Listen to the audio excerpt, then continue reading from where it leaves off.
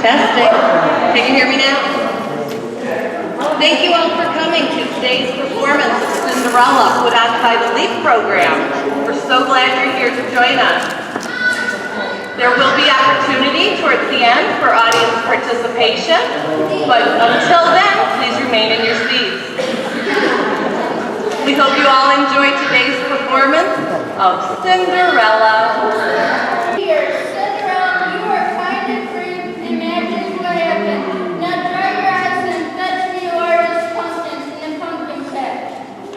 Hey, Pumpkin, how is Pumpkin help me go to the ball? Believe in magic and I'll help you get to the royal ball, I promise. With a touch of her wand, the fairy godmother turned the pumpkin into a beautiful coach. Everything she needed to help Cinderella was right in the garden. I'll wave my wand and your mice could turn into white horses. You're your lizard rat friend, my dear. The rat became a coachman and the lizard became a footman.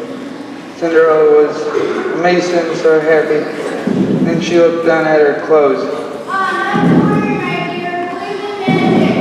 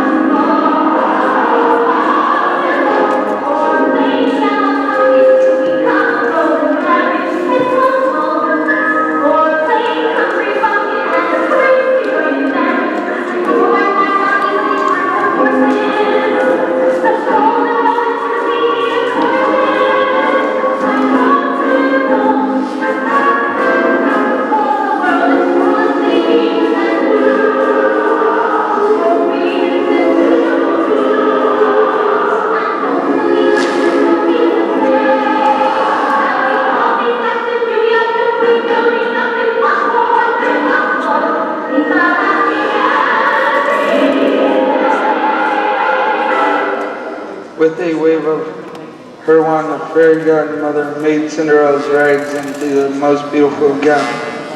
It was as if she had taken the bright stars from the night sky and sprinkled them across the dress.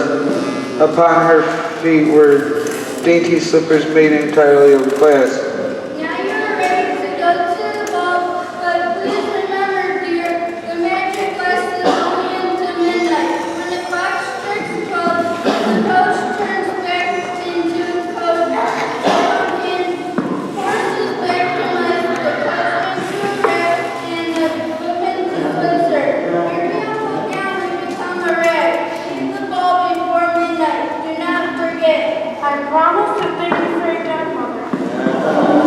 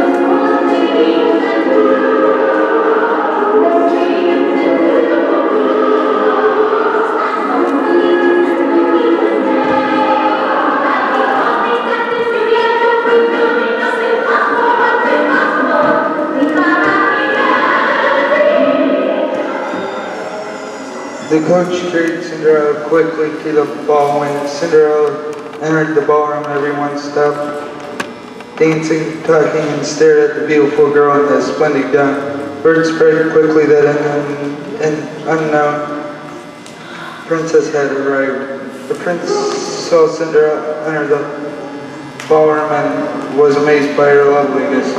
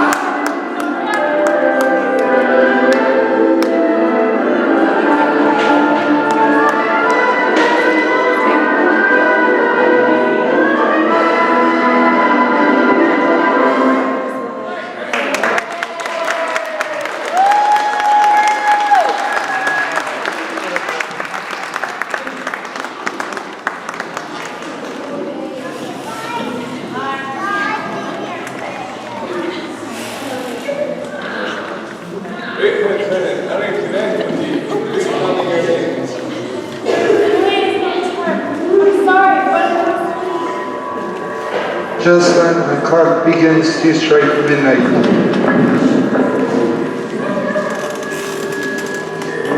Cinderella ran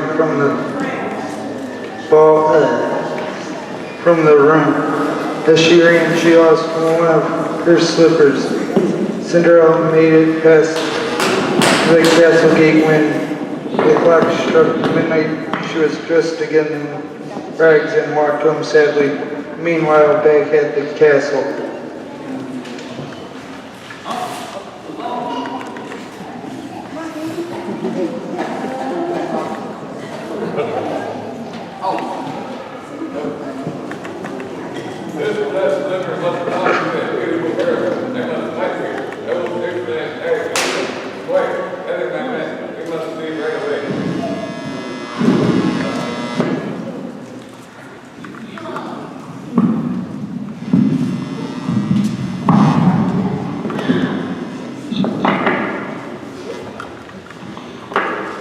Son, you must listen to me.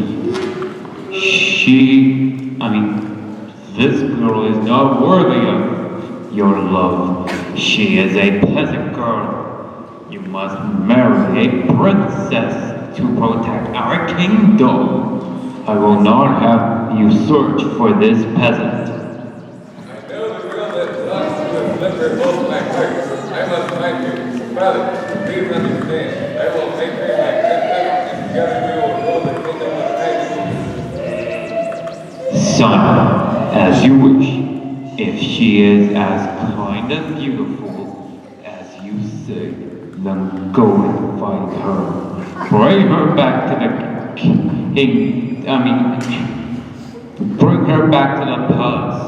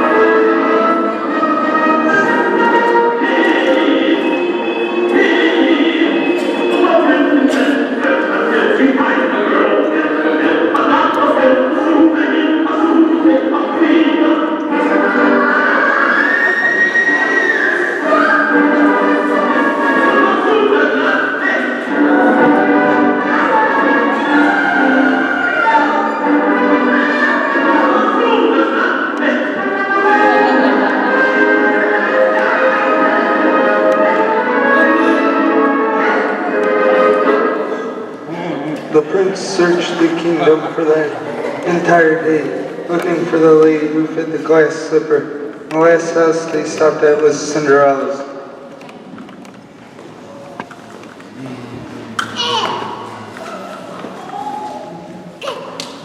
Over your Highnesses, my daughter will be happy to try it on the shoe. I am sure it will fit. So it has such dainty feet.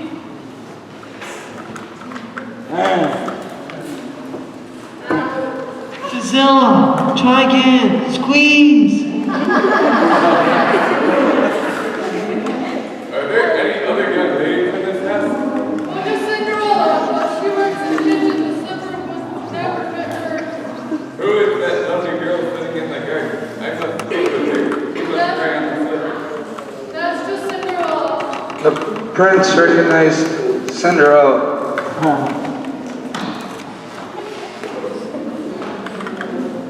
Please, young lady, give me the honor of trying on the slipper. And the slipper fits. Cinderella reached into her apron pocket. Cinderella reached into her apron pocket, took out the matching slipper and put it on. When Cinderella stood up, her clothes turned back to a gorgeous gown, a gift from her fairy godmother. Beautiful, now he has a dress, but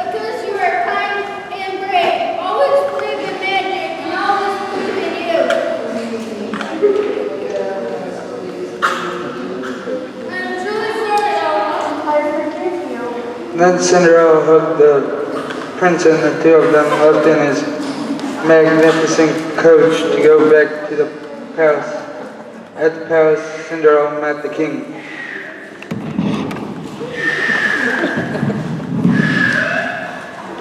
You are as brave and beautiful as my son has said you were. Rule this kingdom with kindness and love.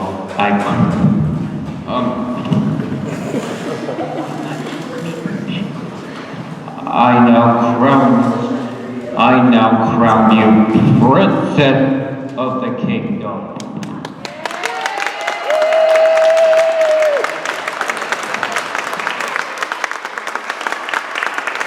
And the prince and princess lived happily ever after. The end.